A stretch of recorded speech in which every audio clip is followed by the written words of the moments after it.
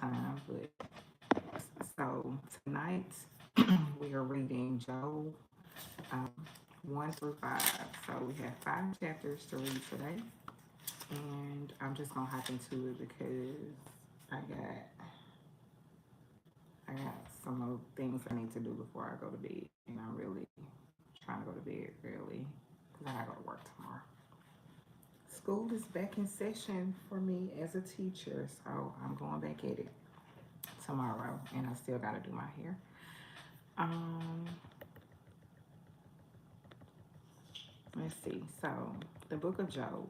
There was a man in the land of Uz whose name was Job, and that man was blameless and upright, and one who feared God with reverence and abstained from and turned away from evil because he honored God. 7 sons and 3 daughters were born to him. He also possessed 7,000 sheep, 3,000 camels, 500 yoke, which is pairs of oxen, 500 female donkeys, and a very great number of servants, so that this man was the greatest and wealthiest and most respected of all the men of the east, which is northern Arabia. His sons used to go in turn and feast in the house of each one on his day, and they would send word and invite their 3 sisters to eat and drink with them. When the days of their feasting were over, Job would send for them and consecrate them, rising early in the morning and offering burnt offerings according to the number of them all. For Job said, "It may be that my sons have sinned and cursed God in their hearts." Job did this at all such times. Now there was a day when the sons of God, which is the angels, came to present themselves before God, before the Lord, and Satan, the adversary and accuser, also came um,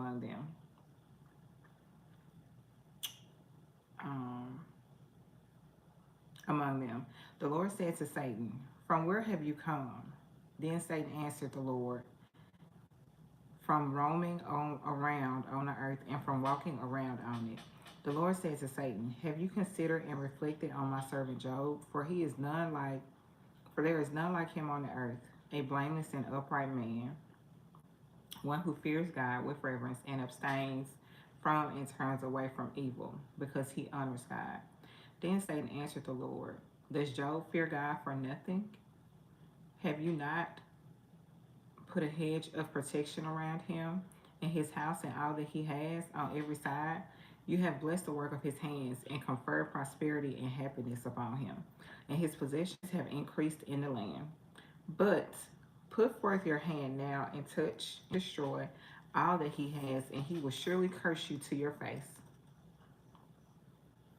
Then the Lord said to Satan, "Behold, all that Job has is in your power. Only do not put your hand on the man himself." So the Lord um, gave um, the Lord gave the devil permission to interfere with Job's life.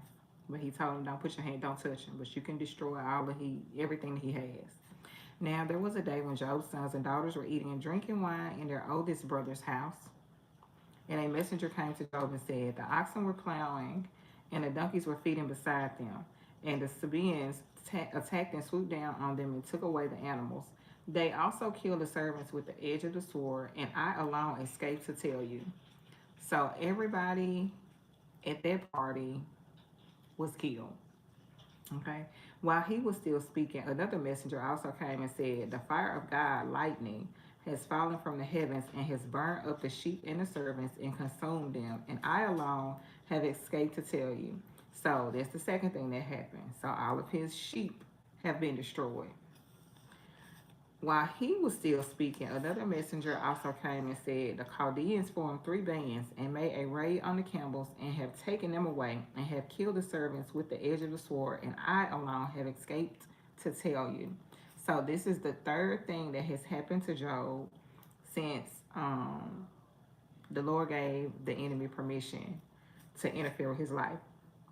While he was still speaking, another messenger also came and said, "Your sons and your daughters were eating and drinking wine in their oldest brother's house, and suddenly a great wind came from across and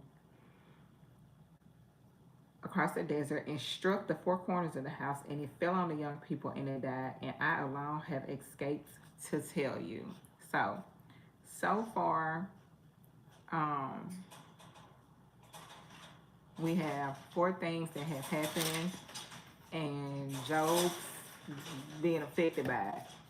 So remember that the Lord gave Job permission, gave the enemy permission to interfere with Job's life, but he is not to put a hand on him. Okay. Then Job got up and tore his robe and shaved his head in mourning for the children, and he fell to the ground and worshiped God. He said, naked, without possessions, I came into this world from my mother's womb, and naked will I return there.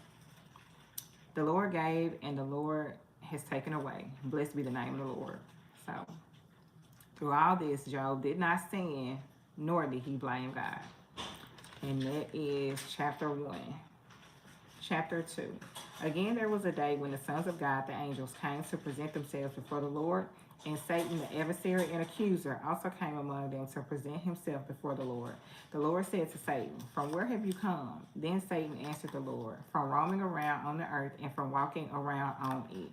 The Lord said to Satan, have you considered and reflected on my servant Job? So this is the second time he has said something about Job. For there is none like him on the earth, a blameless and upright man, one who fears God with reverence and abstains from and turns away from evil because he honors God. And still he maintains and holds tightly to his integrity, although you incited me against him to destroy him without cause. So this is Satan and the Lord having a conversation about Job. Satan answered the Lord, skin for skin, yes, a man will give all he has for his life. But put forth your hand now and touch his bone and his flesh and severely afflict him, and he will curse you to your face. So the Lord said to Satan, behold, he is in your hand. Only spare his life. So in chapter 1, the Lord told Satan, don't put your hands on him. In chapter 2, the Lord told him, you can put your hands on him, but don't kill him. That's a lot. So Satan departed from the presence of the Lord and struck Job with loathsome boils and agonizingly painful sores from the sole of his feet to the crown of his head. And Job took a piece of broken pottery with which to scrape himself, and he sat down among the ashes, rubbish heaps. Then his wife said to him, do you still cling to your integrity and your faith and trust in God without blaming him? Curse God and die. So that is why it's important to know who you marry. But he said to her, you speak as one of the spiritually foolish women speaks, ignorant and oblivious to God's will. Shall we indeed accept only good from God and not also accept adversity and disaster? In spite of all this, Job did not sin with words from his lips. Now, when Job's 3 friends heard of all this adversity that had come upon him, each one came from his own place. Eliphaz the Temanite, Bildad the Shuhite, and Zophar the Naamathite. For they had made an appointment together to come and sympathize with him and to comfort him. When they looked from a distance and did not recognize him because of his disfigurement, so he had so many boils on his face that his face was disfigured. They couldn't recognize him. They raised their voices and wept. And each one tore his robe in grief, and they threw dust over their heads toward the sky in sorrow. So they sat down on the ground with Job for 7 days and 7 nights, and no one spoke a word from him. For they saw this, so that his pain was very great. So his friends felt sorry for him, and they sacrificed, some time, quality time, of doing whatever it is that they wanted to do, and they went and sat down on the ground with him. Now, this is when it's going, this is where his friends, it's going to start getting to where his friends is questionable, right? After this, Job opened his mouth and cursed the day of his birth, and Job said, let the day on which I was born perish. And the night which announced, there is a man-child conceived, may the day be darkness. Let God above not care about it, nor light shine on it. Let the darkness and gloom claim it for their own. Let a cloud settle upon it. Let all that blackens the day terrify it. the day that I was born. As for that night, let darkness seize it. Let it not rejoice among the days of the year. Let it not be counted in the number of the months. Behold, let that night be barren and empty. Let no joyful voice enter it. Let those curse it who curse today, who are skilled in rousing up Leviathan. Let the stars of its early dawn be dark. Let the morning wait in vain for the light. Let it not see the eyelids of morning, the days dawning, because it did not shut the doors of my mother's womb, nor hide trouble from my eyes. That's a lot of pain. I remember I had a toothache when I was pregnant with my oldest son, and I was like, Lord, I give up. I wrote a whole letter and was like, I can't take it no more.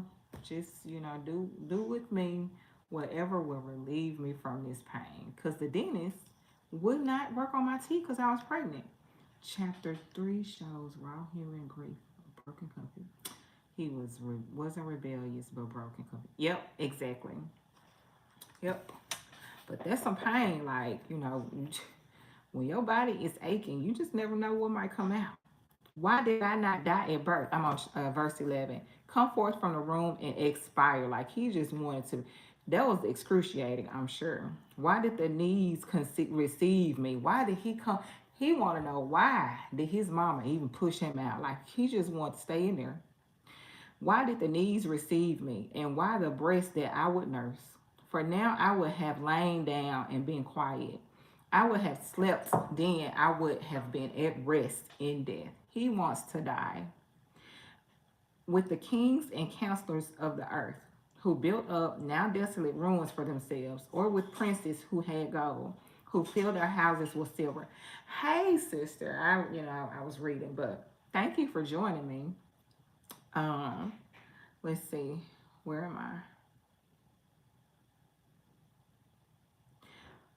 With the kings and counselors of the earth, who built up now desolate ruins for themselves, or with princes who had gold, who filled their houses with silver, or like a miscarriage, which is hidden and put away, I would not exist, like infants who never saw light.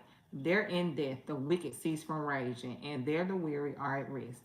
There the prisoners rest together. They do not hear the taskmaster's voice. The small and the great are there.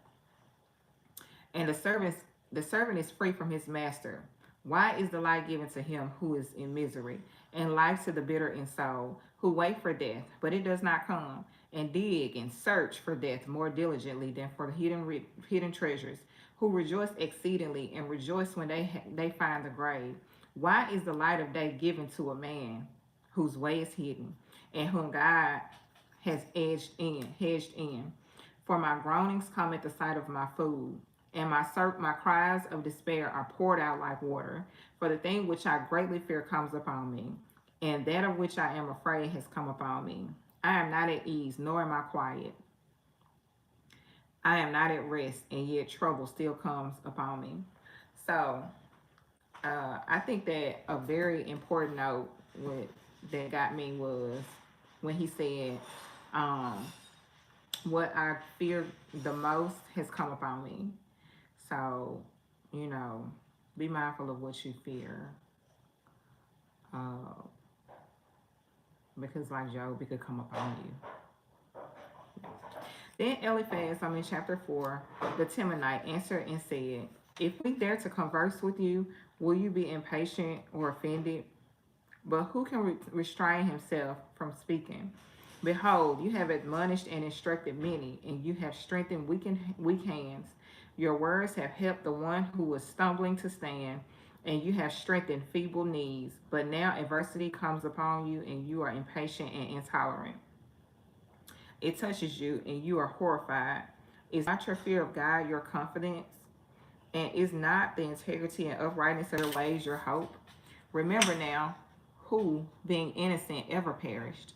Or where and in what circumstances were those upright and in right standing with God destroyed? As I have seen, those who plow wickedness and those who sow trouble and harm harvest it. By the breath of God they perish, and by the blast of anger they are consumed.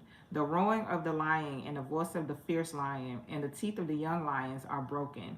The lion perishes for lack of prey, and the cubs of the lioness are scattered. Now a word was secretly brought to me, and my ear received a whisper of it. Amid disquieting thoughts from the visions of the night, when deep sleep falls on men, dread and trembling came upon me, which made all my bones shake. Then a spirit passed before my face. The hair on my skin stood on end. The spirit stood still, but I could not discern its appearance. A form was before my eyes. There was silence, and then I heard a voice saying, "Can mortal man be just before God, or be more righteous than he? Can a man be pure before his maker, or be more cleansed than he? God puts no trust or confidence even in his heavenly servants, and he charges his angels with error. How much more will he blame and charge those who dwell in houses, bodies of clay, whose foundations are in the dust, who are crushed like a moth? Between morning and evening they are broken in pieces and destroyed. Unobserved and unnoticed, they perish forever. Is not their tent cord drawn up within them, so that the tent collapses? Do they die, and yet without acquiring wisdom?" Chapter 5. Call now. Is there anyone who will answer you? And to which of the Holy One's angels will you turn? For anger slays the foolish man, and jealousy kills the simple, the naive. I have seen the foolish taking root and outwardly prospering, but I cursed his dwelling immediately, for his destruction was certain. His children are far from safety and included in their father's ruin. They are oppressed and crushed in the court of justice in the city's gate, and there is no one to rescue them. The hunger devour his harvest and take it even when it grows among the thorns. The trap opens for his wealth, for affliction does not come forth from the dust, nor does trouble spring forth from the ground. For man is born for trouble, as naturally as sparks fly upward. As for me, I would seek God and inquire of him, and I will commit my cause to God, who does great and unsearchable things, marvelous things without number. He gives rain upon the earth and sends water upon the fields, so that he sets on high those who are lowly, and he lifts to safety those who mourn. He frustrates the devices and schemes of the crafty, so that their hands cannot attain success or achieve anything of lasting worth. He catches the so-called wise in their own shrewdness, and the advice of the devious is quickly thwarted. In the daytime, they meet in darkness, and at noon they grope as in the night. But God saves the innocent from the sword of the mouth of the devious, and the poor from the hand of the mighty. So the helpless have hope, and injustice shuts his mouth. Behold, now, happy and fortunate is the man whom God reproves. So do not despise or reject the discipline of the Almighty, subjecting you to trial and suffering. For he inflicts pain, but he binds up and gives relief. He wounds, but his hands also heal. He will rescue you from 6 troubles, even in 7. Evil will not touch you. In famine he will redeem you from death. And in war from the power of the sword you will be hidden, and from scourge of the tongue. And you will not be afraid of destruction when it comes. You will laugh at violence and famine, and you will not be afraid of the wild beasts of the earth. You will be in harmony with the stones of the field, and the beasts of the field will be at peace with you. You will know also that your tent is secure and at peace. You will visit your dwelling and fear no loss, nor find anything amiss. You will know also that your descendants will be many, and your offspring as the grass of the earth. You will come to your grave in old age, like the stacking of grain on the threshing floor in its season. Behold this, we have investigated it, and it is true. Hear and heed it, and know for yourself for your own good. Okay, so they said all of this. If you're reading in the American Standard Bible, the title of chapter 6 is Job's Friends Are No Help. So his friends, in all of their wisdom, gave him this whole spiel, because typically that's what we do when somebody's in pain, we want to give them words of encouragement and uplift them and all of that, but they were wasting their breath. Like, they didn't know what they were talking about.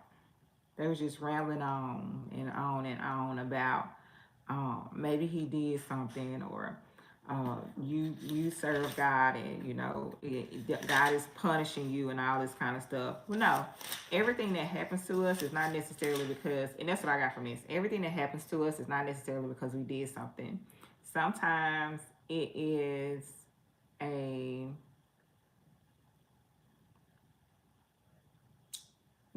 I put it this way. I believe that God always works everything for our good. I'll just say that. And if you read this story before, then you know at the end that Job got double. His children died, his cattle, his livestock, everything was destroyed. But at the end of this story, Job still served the Lord. His wife told him, you ought to curse God and die. But Job stood fast to his belief in the Lord, and he didn't. He expressed his feelings, but he repented, and the Lord gave him double for his trouble. So if y'all heard that, that's where it came from. Job was, he was rewarded because the Lord knew Job's heart. And when people say, the Lord know my heart, yes, that's why he don't trust you. The Lord know your heart. He know you gonna lie. He know that you already plotting to go do something you ain't got no business, even while you in church. He know all of that because he knows your heart. Now, what you think he gonna do with that is probably not what's gonna happen, because he still has standards and he has expectations for us, and he only blesses where you reap what you sow, unless you repent. That's the end of that. So yes, tonight's reading was Job 1 through 5. Um, those were some. I read it out of the Amplified version. Again, this is the Bible that I'm using right now to read. Um, it's the Parallel Bible, and so it has all 4 of these translations in them. And I really like the Amplified because the Amplified will give you definitions to the words. So I don't know if you do word studies on words and phrases, but the Amplified does some of this. So that's why I like reading the Amplified and the King James versions. And I read the Message version just because it's like ghetto. It's the ghetto version, and sometimes I just like reading the ghetto version. So, but yeah, thank y'all for joining me. Hope y'all have a great night, and I will see you tomorrow. So tomorrow, I don't even know what we're reading, but I think we're still in Job. So again, I am just following the plan of the Bible recap, and so the first 3 days was Genesis 1 through 11, and then on day 4 it starts with Job. So yeah, if you want to join me, feel free. But good night. Thank y'all.